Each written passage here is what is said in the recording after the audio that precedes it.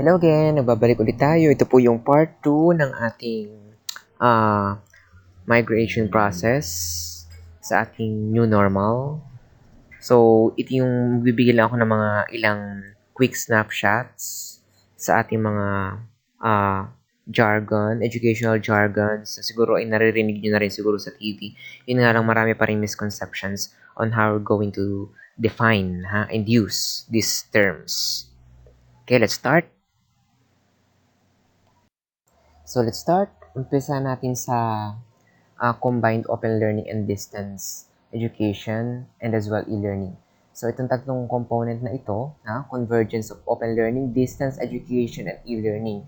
So to sum it up, forms of education provision that use contemporary technologies to enable varied combinations of synchronous, asynchronous communication among learners. So in totality, combine siya ng open, distance, at e-learning. Although meron na rin tayo yung Distance Learning Act. Actually, it was signed by our former President Aquino. So maraming provisions doon. Okay, next. Yan, ito yung kaibahan niya sa distance education. Pag sineparate muna natin dun sa ODEL, so open learning, an approach to learning that gives students flexibility and choice over what, when, and what pace, where, and how they learn. So actually, isa siyang philosophy It does not only extend sa education, although commonly coined sa education, to be open to people, places, methods, and ideas, accessibility to more students, including and especially non-traditional learners. So independence of learning location, methodological flexibility, or simply by yung approach natin or philosophy that education should be open for all. Ayun, isa siyang uri ng open learning. Lahat naman ng schools ay merong ganitong open learning philosophy. It extends to different or numerous cultures. And but there is no agreed upon comprehensive definition pagdating sa open learning, lalo sa ibang bansa. Pero to make it short, commonplace niya ay needs of the learner as perceived by the learner, like right to education. Isa siyang educational movement ng open learning. Okay? Yan, distance education. So, a mode of education where teachers and learners are physically separated most of the time because of geographical dispersal, usually contrasted with conventional face-to-face classroom-based instruction. So we must remember that it is a planned learning that normally occurs in a different place from teaching, and as a result requires special techniques of course design. So it does not give you direct access to your instructor or teachers, and some students fear the loss of the personal touch with their teacher, and then some might ask questions after class. Yun nga lang, sa distance learning naman, or education, often gives an opportunity to email your teacher anytime or chat online. So, it has a long history. So, naging form na siya ng education. So, ngayon, kadalas ang ginagamitan talaga ng online learning or hybrid distance education. Okay, whereas naman ang e-learning, e-learning facilitated and supported through the use of information and communications technology. So, nahulugan lang niya na may mga devices tayo, electronic devices such as computers, whiteboards, interactive whiteboards, digital cameras, and etc. So, all in all, siya ay technology-supported learning. May take place in the context of campus-based instruction. O pwede naman sa loob ng classroom natin. For sure, gumagamit tayo naman yan. Like TV, no? So, it includes e-learning in the classroom. Yun nga lang, hindi naman nangahulugan pag e-learning ka ay online ka. Yan naman kasi delivering courses utilizing electronic devices.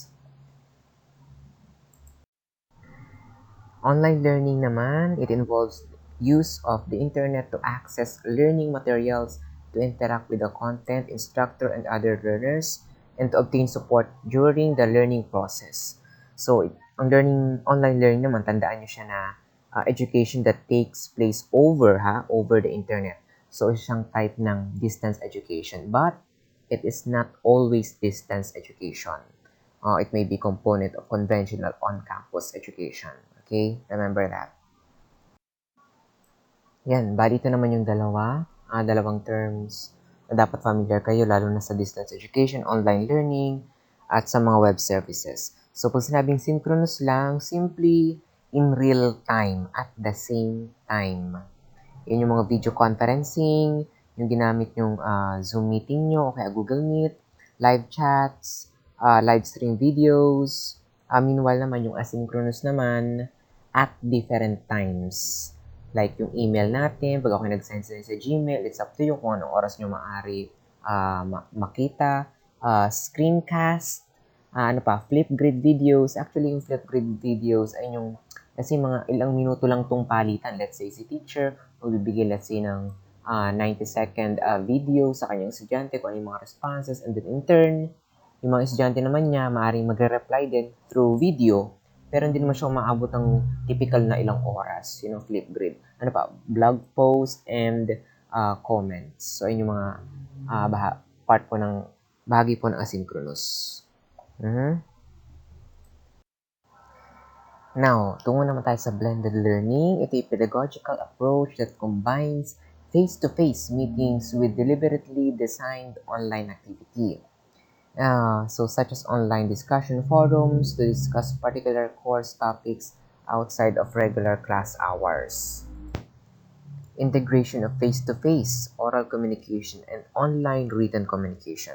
So tandaan nyo lang dito, it requires the physical presence of both teacher and student with some elements of student control over time, place, and pacing. So, scanning the environment, mahalaga ito.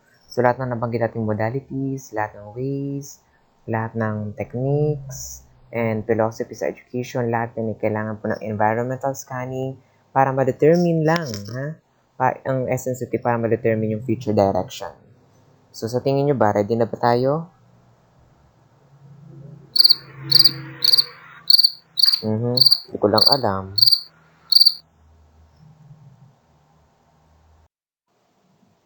Lessons learned. So, probably, teachers tend to overcompensate. I think sa lahat, sa preparation as well sa assessment. Second, face-to-face curriculum cannot be automatically migrated to remote learning.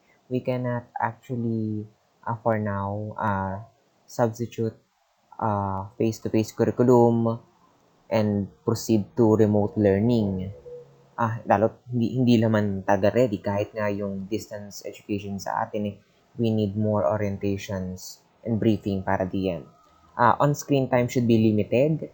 Kaya actually sa UK may right nga na kung Zoom meeting yan, hindi mo pwedeng i-require ang student na i-on-screen.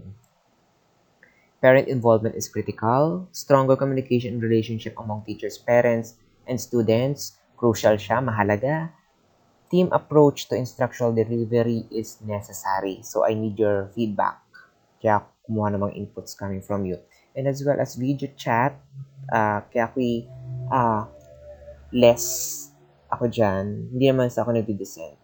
What difference compared to face-to-face communication? So, it requires more focus than a face-to-face chat actually.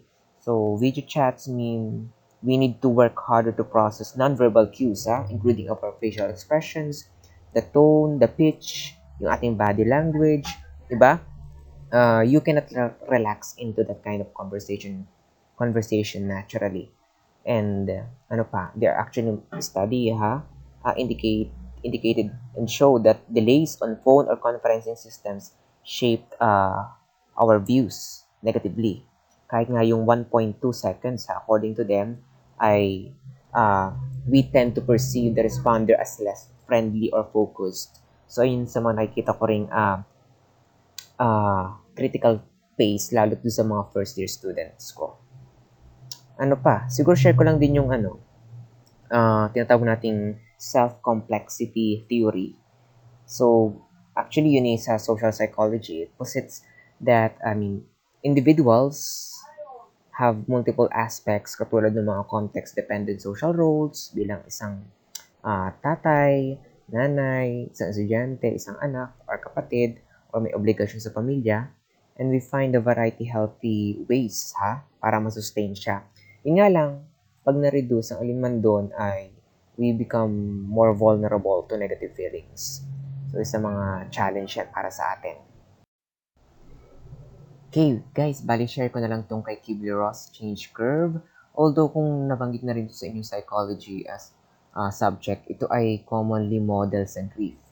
Pero nowadays, marami naman siyang applications and models sa different scientific papers other than grief, So kay Kubler-Ross and yung stages natin, so even sa pandemic times, applicable to. Shock, denial. So I think that karamihan pa rin nasa stage pa rin ng denial and frustration. And depression, matindi na talaga itong depression, And then, while we are trying to adapt, experiment, and then our decision, our choices, and then toward integration. So, kung gusto sabihin talaga niyan ay siya i-process. So, but emotions need motion. It's important we acknowledge what we go through. Tibay lang. Well, ito yung mga references. Okay.